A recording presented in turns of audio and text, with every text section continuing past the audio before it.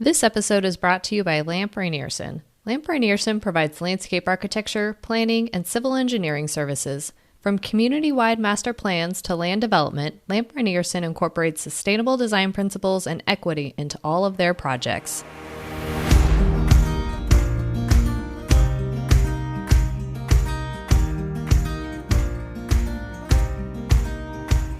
You're listening to the Booked on Planning podcast, a project of the Nebraska chapter of the American Planning Association. In each episode, we dive into how cities function by talking with authors on housing, transportation, and everything in between. Join us as we get booked on planning.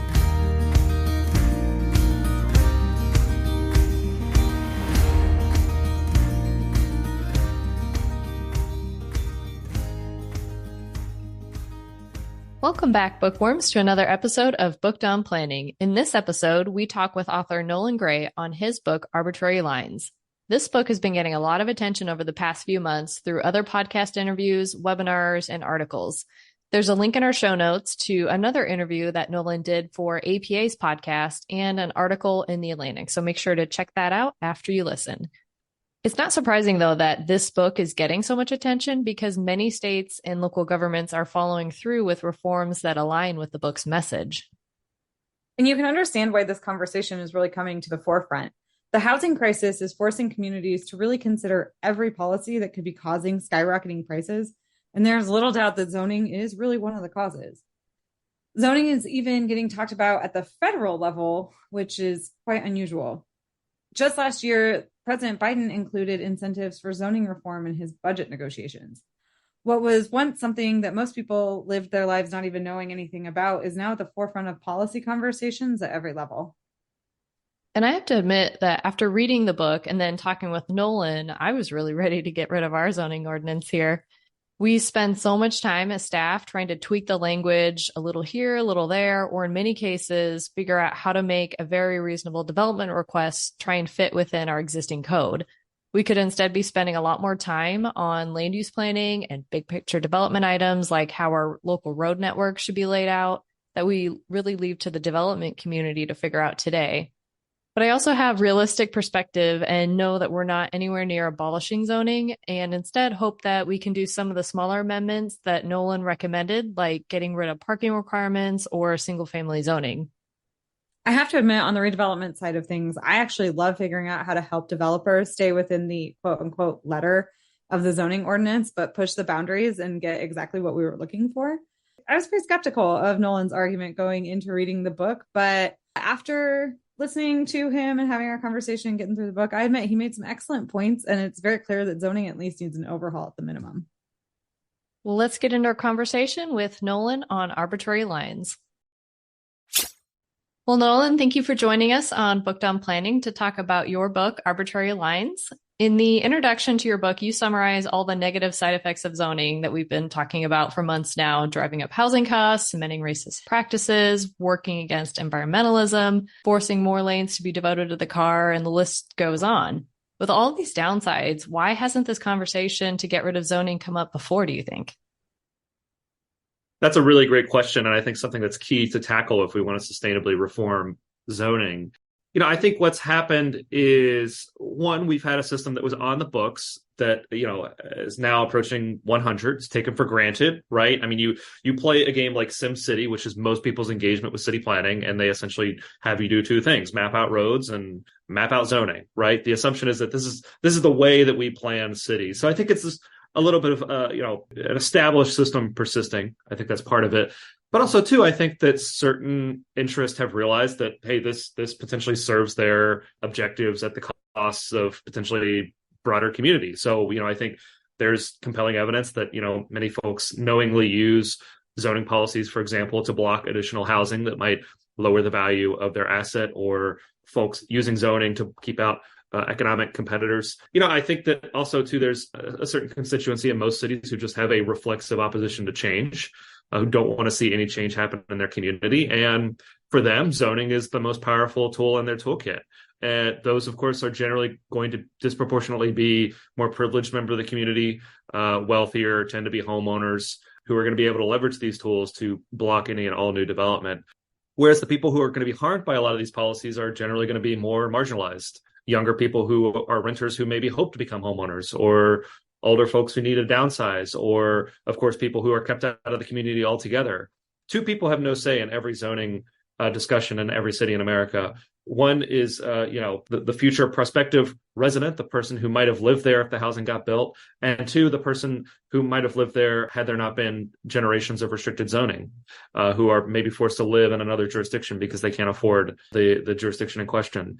So the politics of zoning are sticky, and this is partly why I think at the local level, these political factors are why you're going to need reform at higher levels, such as state and, to a lesser extent, the federal government. Yeah, I actually think that the resident who never got to live in the neighborhood, we did an interview on the color of law in January. And it was a thought that had honestly never come into my brain. And it's such a deep and compelling thought once it's there that you just kind of start thinking through. So, and speaking of, when you're thinking about the foundational legal doctrines that support land use and development in America, most of those doctrines actually have ancient roots that reach back into the beginnings of common law. But zoning is a relatively new phenomenon, almost exclusively laid out in statute or ordinance, legally speaking. What created the perfect storm in the late 19th century that led to the creation of the zoning doctrine? Yeah, so as you mentioned, humans have been doing something like land use planning basically since we started settling down, right? Trying to deal with nuisance issues, regulating building materials, regulating heights with, things like fire in mind. Zoning comes in the early 20th century and is doing something broadly in that tradition, but very different from the way we'd approach land use planning. So I think first to set the table a little bit, two big things are happening with cities. First is they're growing up in a way that they never had. So the invention of elevator with safety brakes and steel frame high rises, right? Cities are able to actually get quite a bit denser than they historically had ever been. And then second, cities are growing out. So the invention of the affordable automobile, of course, completely changes the calculus in terms of where people live, but also the invention of the box truck, for example, completely changes where industry can locate. So cities are in a huge state of flux, but that had been going on for a few decades, right? That process had been going on for probably at least 50 years by the time modern zoning codes start coming online in most US cities. I think part of what's going on in most US cities in the 19 teens is that there's a massive influx of outsiders. And depending on the context, for example, in the Upper South, places like Louisville and St. Louis, you have a huge influx of African Americans out of the South as part of the Great Migrations. In other Northeastern cities, you have huge influxes of immigrants from Southern and Eastern Europe. On the West Coast, you have huge influxes of immigrants from East Asia. And part of what's going on there is I think there's a reaction to these new groups coming in and a desire among the elites who make policy in this time period to institute some form of segregation. So, of course, in a rare moment of clarity on racial issues in 1917, the Supreme Court says in Buchanan v. Worley, we're not going to tolerate explicitly racial zoning. But what you get in the aftermath of that is jurisdictions adopting codes that achieve that same level of segregation, but through the lens of class. So I talk about this in the book quite a bit.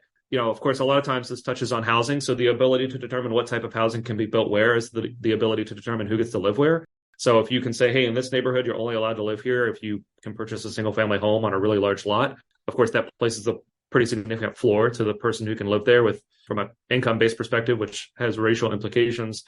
But then also, too, this touches even on industry or commercial or notions of what the appropriate mixture of uses in any given neighborhood are. In Berkeley, you read the early Berkeley codes and advocacy for the early Berkeley codes, and they'll say things like, well, we need to adopt zoning to keep industrial uses out of residential neighborhoods. And you think, well, that makes a lot of sense, certainly for Modernize. But then the industrial uses that they're concerned about are Chinese laundries, right? And there's, of course, a long and very nasty history of that in California of attempts to exclude Chinese residences and businesses. I think that's a huge part of the story. I don't think that's the whole part of the story. I think it's certainly important as we think about what our current values are in planning and what our planning policies do.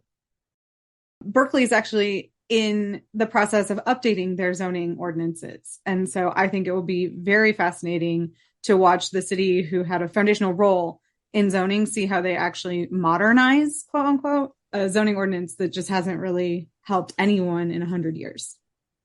Yeah, I mean, I the silver lining of California's housing crisis, constantly setting a new rock bottom is that there's a lot of conversation about the need to reform a lot of these rules. And Sometimes that happens at the local level when you have progressive local leadership, but we're also seeing a lot of activity happen at the state level.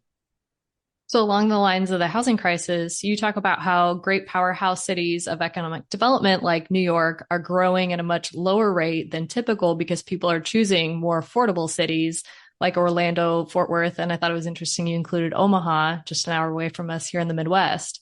As our population continues to grow nationwide, do you think that there's more room for more powerhouse cities to emerge alongside the New Yorks? Or is it going to continue to hurt our economy to take away from these creative centers? Absolutely. Yeah. I mean, so one of the great things about America is that historically folks would move to opportunity. Historically Americans were uniquely mobile. If something wasn't working out locally, we would move to opportunity and prosperity. And there's so many stories of that. I mentioned the great migration of African Americans out of the South, but the huge migrations of Appalachians into the industrial Midwest, a little bit near to my Kentucky roots. Historically, Americans would move to prosperous places where there were lots of great jobs and educational opportunities and make the housing work. Now, of course, Americans do the opposite. Americans flee places like Silicon Valley or metropolitan New York or metropolitan Boston to go to places in the Sun Belt where principally they're moving there because the cost of living is significantly lower. And that major cost of living factor is housing. I think you're already starting to see a little bit. So, I mean, it seems obvious to me that finance has moved to places like Charlotte or that tech is moving to places like Austin. I do still think, there's compelling evidence in the book that I go over suggesting that there's still huge economic costs. Even if a lot of tech moves to Austin or a lot of finance moves to Charlotte or our other knowledge-based industries move to places in the Sun Belt, of course, there's still just the loss of the transition of these legacy cities that we know are enormously productive, not being able to grow. And then I would stress, too, I think this is sort of just buying time. I mean, right? Because the zoning on the books in a place like Charlotte or a place like Austin is in many ways just as restrictive as it is in a place like New York City or San Francisco, in many cases even more so. And what happens when you build that out and you've built out what the zoning currently allows, and then you've built your last subdivision that's within a 2-hour commute of the downtown? Well, then Texas and North Carolina are in exactly the same situation as New York or California. So, rather than just constantly reshuffling our population and forcing people to go through what are these very disruptive moves that have all these economic costs, I would say we can actually make our superstar city grow again.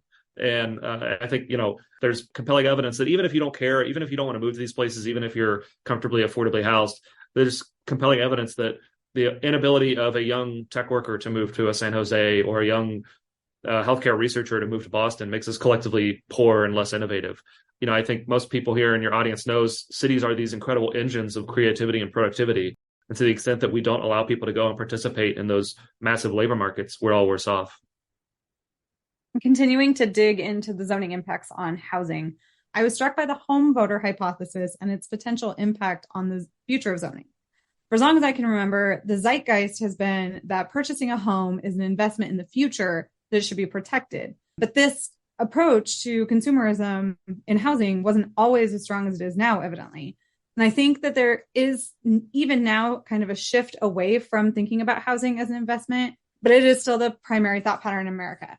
How did this mentality take root in America, and what are its possible impacts on zoning in the future?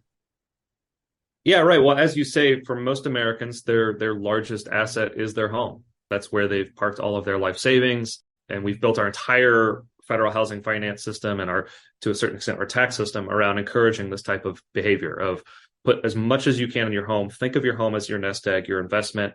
Implicit deal there is we're going to make sure that the value of this thing keeps going up and up and up. And you'll sell it and you'll retire and you'll live happily ever after. Of course, the trouble is that this puts many people's retirement in tension with a very basic social goal, which is affordable and accessible housing.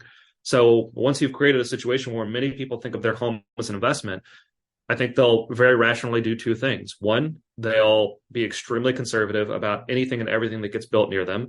This is why you go to any planning commission meeting and you will hear completely baseless concerns about how this is going to affect property values, right?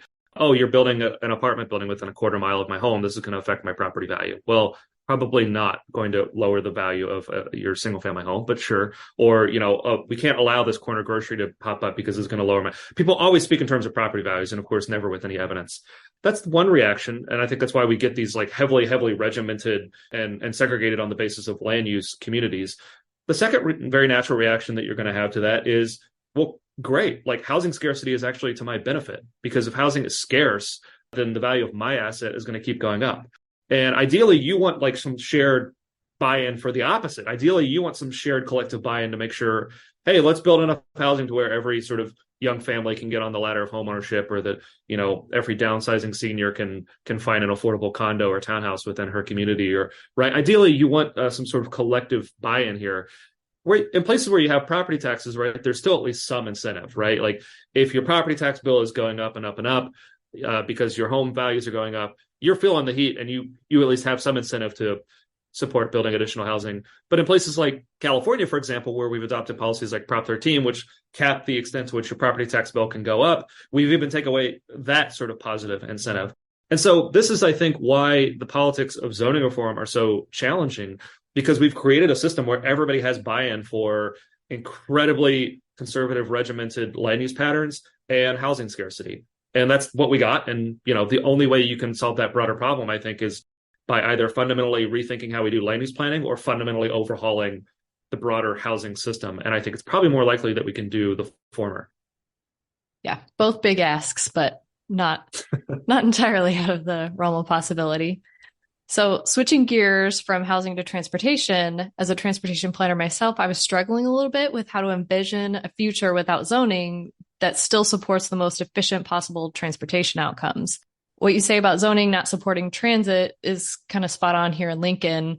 We know we can't serve our growing edge neighborhoods because there isn't enough density. So a lot of our transit system is focused in the core, but we're never going to get there because that's what our zoning says it should be. But in a post-zoning world, how do we ensure that we're building transit systems, bike infrastructure, and a roadway network in the right way if we allow the market to pick where those high density developments are going? And that could be scattered around because that's the best possible land that they could assemble. And then especially looking at this from a mid-sized city like Lincoln that's really built around cars. Yeah, absolutely. Well, so the status quo is that in most U.S. cities, we've spent millions, if not billions of dollars in transit. And then we have a zoning code that says, by the way, we're not actually going to allow you to build any new office or housing near these transit stations. And then we wonder why these systems, you know, underperform in terms of ridership. We know that land prices, you know, we know land prices, we know rents, we know office space. There's a premium associated with being near transit. And that's the market literally communicating like, hey, a lot of people actually want to have a home or work in an office space that they can get to maybe by transit or maybe by bicycle or walking. So what we do is we build out this infrastructure today, and then we actively stop folks from making the most of it. You know, I think in a post-zoning world, right, like in planning out zoning, we actually have to be a little bit more humble, and we have to actually look at what's happening in terms of broader trends. Where are we seeing investment happening? Where are the areas where we expect growth to happen, rather than the current paradigm of where are we going to try to force growth to happen regardless of whether market conditions or demographic or economic conditions line up. You know, I think it's a complete paradigm shift of switching from thinking of cities as this thing that we engineer and, you know, we are the master planners and we think through how do we turn the knobs and dials to make this system work, to thinking of cities as a garden where certain things are going to happen and we can cultivate certain patterns and cultivate certain trends, but essentially an urban form is going to emerge. You know, I do think infrastructure, I talk about this in the last chapter of the book, infrastructure is so central to affecting urban form. And it's funny because, you know, even in our current zone paradigm, we kind of just many U.S. cities don't have anything like a detailed streets plan. Maybe they'll have like a corridor plan, but the actual streets that are getting built in new subdivisions are just whatever the developer wants to build. And so you get these winding messes of cul-de-sacs and winding roads that have no coordination. But then the minor details of the single family homes that you build in that neighborhood, we're going to rigidly regulate that. You better have 2-car garages. We want to have a roof pitch of XYZ. You're going to be 2.5 stories, 25-foot front setback. Yeah, but sure, whatever you do with the roads, like as long as they're wide enough, we don't care. I would argue that's the complete, like planners should be playing a very proactive role in saying, we're going to sit down and think through, there's going to be a street grid of intersections at this interval. Every so many streets, we're going to plan out multimodal infrastructure. Every so many blocks, we're going to make sure that we're purchasing an option for public lands and parks and facilities for future schools. That's the type of nuts and bolts planning that I think actually creates a huge amount of value. And you can really play a powerful role in shaping urban form just by those tools, as opposed to the way we do it today, where we say, well, we don't care. We'll do public lands and we'll do transit lines and we'll do streets in a very sort of ad hoc way, but we're going to rigidly control where the density goes. I think we're leaving the most powerful tools that we have as planners on the table. In the book, you also discuss the possibility of private land covenants taking the place of zoning for groups of people who still want to impose that exclusivity on their neighborhoods. As a lawyer, I have to admit that this actually concerned me when I was reading the book. My profession would probably benefit a lot, but the first concern that popped into my brain was that establishing covenants actually requires a level of sophistication on behalf of a property owner that I'm not sure trickles all the way through society. And then the need to know that such a process actually exists. You talk to a lot of people and they don't have any idea that they have a land covenant until bam, they're in a neighborhood and they have an HOA. And then furthering down that line, it's nearly impossible to establish covenants in existing developments, and it's expensive to do so in conjunction with new development. So my ask here is, what would you say to a skeptic like me to defend the use of private land covenants in a post-zoning world? It's a great series of questions, and I'm very sympathetic to the concerns you're raising. I think a few things. One, the issue that I'm trying to think through with covenants in the book is there's a certain segment of the population that has a preference for something like R1 zoning, right? Like there are a lot of people out there who are like, I want to live in this neighborhood that's all single family homes and no commercial uses. And the question is like, how do we and those were the sorts of preferences that got us modern zoning, right? Like people wanted these neighborhoods that looked a certain way. And so they went out and said, I'm going to make the government provide that. And you might say impose that on everybody. The question is, how do we allow those interests to satiate their demand for a neighborhood that looks a certain way without forcing cities to adopt this broader zoning system that puts cities in a straitjacket? When I look at the example of the one major U.S. city that doesn't have zoning, which is Houston, that seems to be the compromise that they've arrived at of if you voluntarily opt into these things, we will defer to them, we will respect them, but we're not going to give you power over what happens outside of your deed restricted communities. Now, all of that said, everyone who's ever been in an HOA knows that there are deep issues with HOA governance. In many cases, these things are very hard to change. They're very hard to get rid of. I agree, as any sort of broader shift to a more decentralized approach to land use regulation would need to seriously reckon with the governance issues for HOAs. And we would also have to come up with frameworks where we make it somewhat easier in established communities where there's an extremely strong preference for these types of rules for folks to opt into it. So again, I return to Houston case where I think they've really been on the forefront of the clever compromises that are necessary to make a broader non-zoning system work. And so, for example, when they reduced minimum lot sizes in 1998 from 5,000 square feet to 1,400 square feet citywide, what they did was they created a framework where they said, okay, if you can get, I believe, 55% of property owners on your block to agree to revert to a minimum lot size that reflects existing conditions, we'll let you do that. They create a framework and a pathway for folks to essentially opt out of non-zoning. It's unfortunate to the extent to which people will use levers like that to reinstitute rules that exclude maybe more affordable housing typologies. But if that's the compromise that avoids you having a broader system of citywide use segregation and very strict density controls, to my mind, as I argue in the book, I think that's a compromise worth making. Getting us down a non-zoning path and realizing that it was a very long, slow process that got us to this point with zoning, and it's politically challenging to just abolish it, as you recommend in the book. What's the middle ground, or is there a middle ground? How do cities start to remove the stranglehold zoning has in our cities? Yeah, so at my capacity at California EMB, I mean, that's really our focus really is on reforming this system. For reasons I argue in the book, I think there's a case to be made for a fundamental reset on how we do land use planning. But in the near future, I think it makes a lot of sense for activists to focus their energy on reforming zoning. This can happen at the local and state level for the most part. I think, look, taking on some of these zoning rules that are most out of sync with our planning values, rules like minimum parking requirements, which essentially write auto dependence into law and say, if you want to build an apartment building or a storefront, you have to have either a giant parking lot or a giant parking garage. I would say that's an area where we actually can leave it up to the market with some confidence, or leave it up and then have some certain, impact fee associated with parking above some threshold. A complete paradigm shift in how we think about parking, where we mandate it today. Or rules like single family zoning, where we literally reserve something like 75 to 90% of our residential areas for detached single family homes, when we know that in 2023 a starter home is going to look like a townhouse or a unit in a duplex or a condo in a small multifamily building.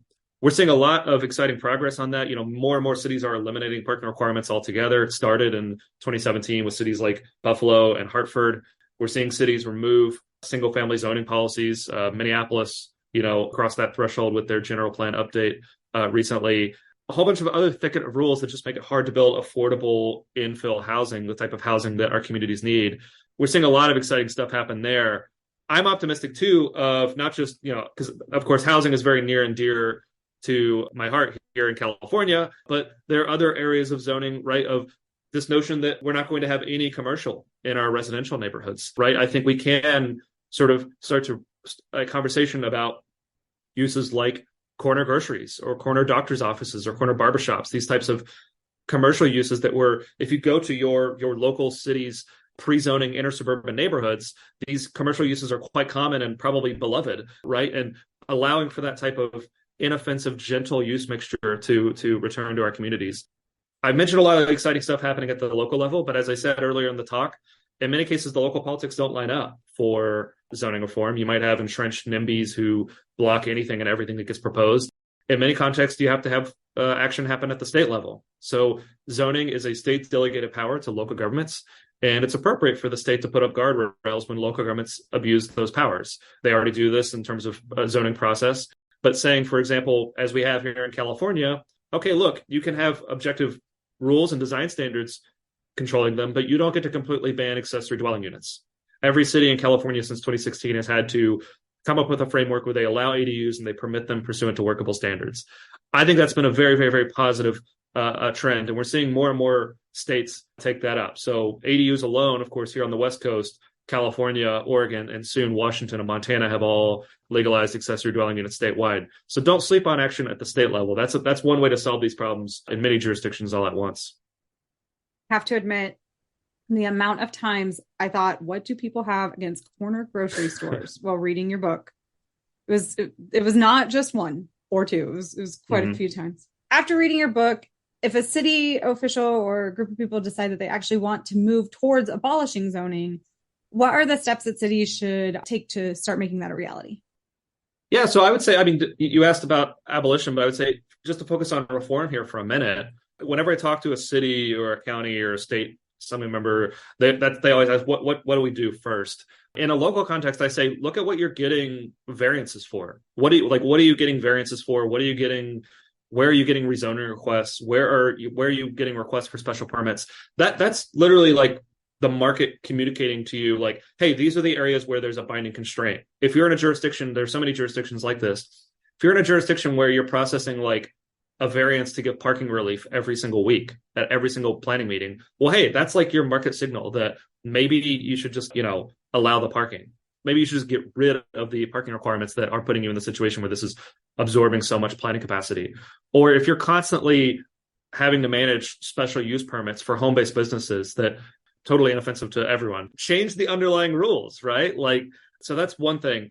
I would say too, just what we need right now within land use planning is a broader rethink of what we want planning to do. So the book is heavily, heavily critical of zoning, but I see it as criticizing zoning with an eye toward reviving land use planning. And there are real issues with land use planning that have to be considered, dealing with incompatible neighbors, dealing with the impacts that certain uses have.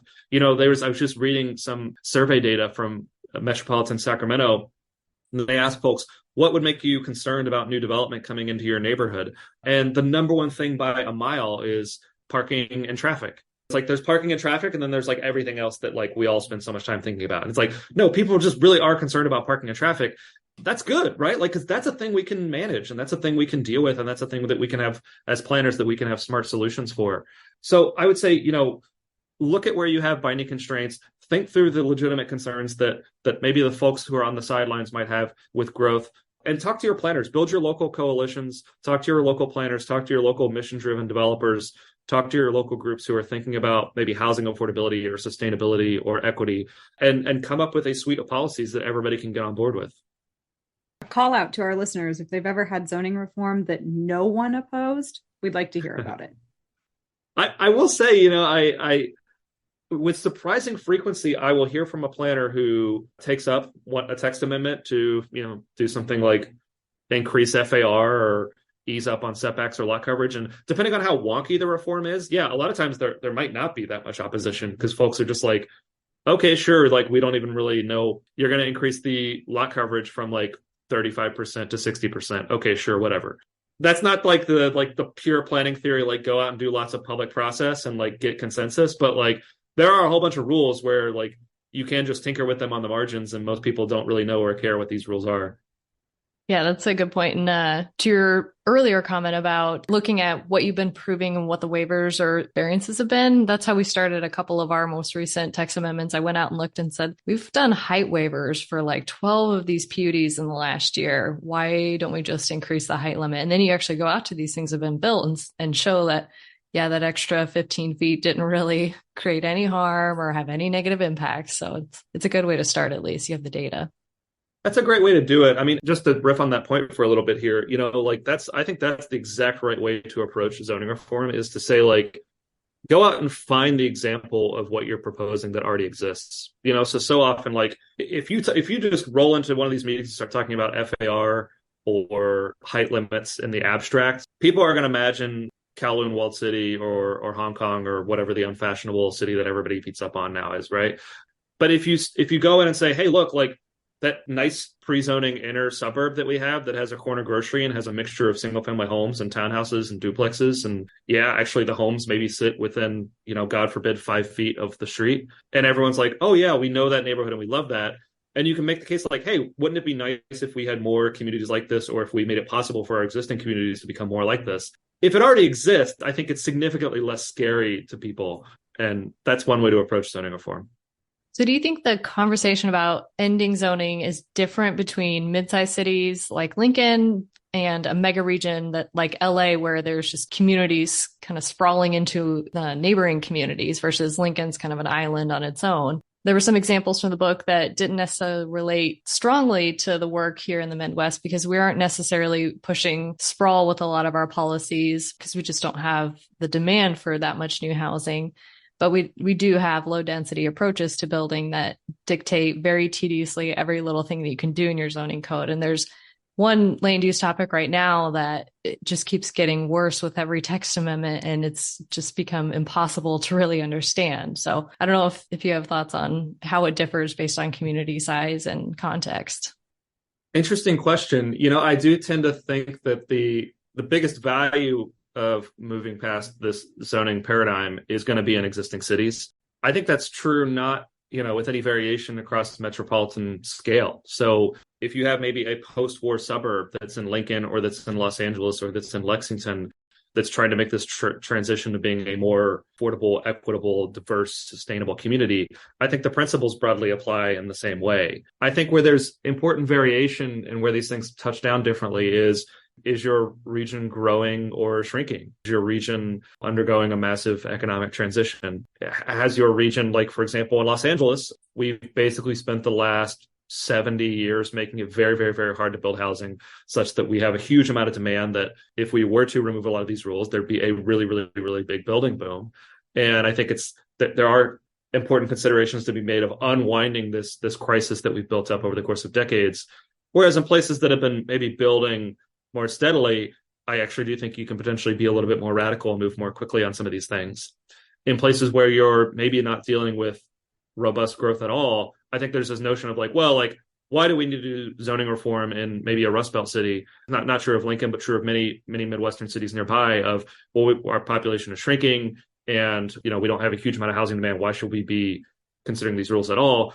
And I say, well, a lot of your existing stock is still non-conforming. A lot of your existing storefronts are actually illegal to occupy without a variance or a special use permit.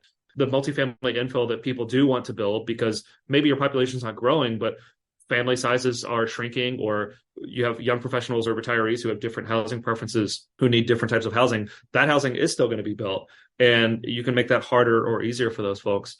I think zoning reform and abolition touches down differently in different places, but I think the principles are broadly the same. I think if we want to build affordable, equitable, sustainable communities in the long term, I think we have to scrap this notion of really rigid use segregation and having really, really strict controls on density. And should we be able to achieve what seems impossible and no longer have a zoning ordinance in a community, what do you think the planning profession will really look like? The way it was put to me is I think that planners add the most value when we recognize we're stewards of the public realm. We're the folks who coordinate. We're the folks who, to riff on my garden metaphor a little bit, we lay the bed here so a whole bunch of different plans can emerge, right? I think where planning added so much value was doing things like thinking through, hey, let's just plan out a street grid. Let's plan out where the parks are going to go. Let's plan out where schools are going to go. Let's keep track of economic and demographic changes and how that's going to affect public service quality and infrastructure needs. Kind of unsexy. It's not like, the big picture, like fad of the week sort of thing that I think planners like to do, but that very nuts and bolts, like sit down and like have a plan for the like infrastructure and public service needs of a growing community or a changing community. That's where we add just so much value. Another example here of, I think, where sort of our notion of what our role is has gone wrong is I'm always going to be riffing on parking. So many of your listeners probably know I'm a Donald Shoup acolyte, and I hope many of them are as well. But think about how we've dealt with the problem of parking. The contemporary way we solve the problem of parking is we say for everything that gets built, we're going to require tons of off-street parking to be built. And of course, for reasons I won't go here, that has huge costs. Another way we could have dealt with parking would be to say, well, we're going to manage on-street parking. We're going to set up parking benefits districts. We're going to have prices that vary over the course of the day. We might reserve some permits for existing residents or for low-income residents. And then we're going to put that money back into improvements in the public realm. Which of these strategies doesn't make sense for a planner to pursue? I think we know that the parking requirement, just mandating off-street parking strategy hasn't worked. But this is where we need proactive entrepreneurial planners to say, well, hey, we can actually build better and more sustainable planning institutions that address not only address people's concerns with a quality of life issue, but address it in a way that actually improves everyone's life on a whole bunch of different other margins. You have on-street parking demand management and you charge a nominal fee that encourages people to not consume excessive amounts of parking. But then with the revenue, you plant more street trees, or you repave the sidewalks, or you fund public art projects. To my mind, that's that sort of paradigm shift that's necessary, is planners recognizing that we're stewards of the public realm, and our mission is to maximize the extent to which people can plan out their own lives without harming others. I think if we refocus on those basic things that planners can do really well, I think there's real opportunity for a little bit of a renaissance. I touch back on in the book regularly is I really do feel that there's this malaise within planning. So many planners work with institutions or norms or processes that they know don't make much sense, or they're interacting with ordinances that don't reflect current planning values. I mean, every jurisdiction in America, you can crack open the comprehensive plan or the general plan, and there'll be beautiful language about diverse communities and multimodal opportunities and cultivating small businesses. And then you look over at the zoning code and you're like, okay, apartments are banned in like 90% of the city. You need a special permit to start basically any business. And by the way, you have to have like acres and acres of parking for everything you build. That's tough when you're the planner working in that environment. Again, I want to stress this. There's a superficial reading of the book that it's me criticizing a specific planning institution. But the broader project here is that I criticize this institution in part because I think land use planning is so important and planners have so much value to add if we could only move past the broken status quo. Really funny that you mentioned that, because our last episode on the comp plan, we talked specifically about that, about how all of our comp plans have these great broad goals and our zoning codes never align with them, and that they're always at odds. And step one of implementation on a comp plan is to get your zoning code to align. So it'd be much easier if we just didn't have the zoning code. When I was practicing law more than working in the planning industry, I always felt like our comprehensive plans are like these like lovely, lofty ideals that our city wants to say they want to get to, but our zoning code is really the morality of the city and what the city truly thinks about their land use and the way they want to be. It's a very interesting juxtaposition, I think. Yeah, this is an area where like reform can get you some of the goods, so having really, really strict consistency requirements, I think is generally a good idea. I mean, that's partly what went right in Minneapolis was they adopted their new general plan or comp plan, and then the zoning immediately had to change, right? That probably made it much easier to do some of the more, I think, progressive things that they were doing in that document. Whereas in so many other jurisdictions where you adopt a comp plan and then, we might revise our zoning, might not, we don't really have to. very unhealthy dynamic. And I think it lowers public trust in the process too. Let's say you really got involved in your local comprehensive planning process and you went to the meetings and you were a big part of this document, and then it passes and then nothing meaningfully changes in zoning or in how infrastructure is being financed or what's being prioritized. Why would you do that again? Why would you trust your local planning institutions? Why would you trust your elected officials? I think you're going to very rationally get cynical and check out. So yeah, huge problem for the profession. Very good point. To wrap up, is there anything that we didn't cover or any important messages that you want to leave this episode with? Yeah. Well, first, I mean, the questions have been really great. I really appreciate it. I would just say we are in a window now. The window is open for, I think, fairly radical reform on this policy. I mean, I joked about California. One of the benefits of California being in a permanent housing crisis is that we started actually finally reckon with solutions. This is to a certain extent spreading all across the U.S. as housing affordability has just become an entrenched and permanent issue. Not only that, but as folks start to recognize with historical racial inequities that persist to this day in issues like conservation and climate change, folks are realizing like, hey, on so many margins, on so many things that we value, our zoning codes and our zoning rules are in conflict with that. And there's a huge amount of reform energy. And there's a real opportunity here for committed folks, whether you're a planner or a developer or just an interested activist or an elected official, to make change on a lot of these rules. Build those coalitions, start talking to folks, take a look at the rules that don't reflect your current planning values, and start proposing changes. I think folks often operate on the assumption that, if I propose XYZ, I'm going to get crucified. The planner who's incredibly nervous about proposing a text amendment, or the elected official who's nervous about requesting changes, you might actually be surprised. I think there's actually a big appetite for change in this space. Yeah, the person who shows up at the 10 a.m. Tuesday public hearing is probably still going to yell at you, but your average constituent is maybe dealing with these things in a real way, and they want to see leadership on these issues. So I would just encourage folks, whatever level of the change-making process you are, get involved and push. We are in this window where we can really change land use planning in a big way. Well, I think that's a great way to end the episode, and want to thank you so much for taking the time to talk with us today. Appreciate it. It's been a pleasure. Thank you. We hope you enjoyed this conversation with author Nolan Gray on his book, Arbitrary Lines: How Zoning Broke the American City and How to Fix It. You can get your own copy through the publisher at islandpress.org and check out the other great titles that we've covered on this show while you're there. Remember to subscribe to the show wherever you listen to podcasts. Please rate, review, and share the show. Thank you for listening, and we'll talk to you next time on Booked on Planning.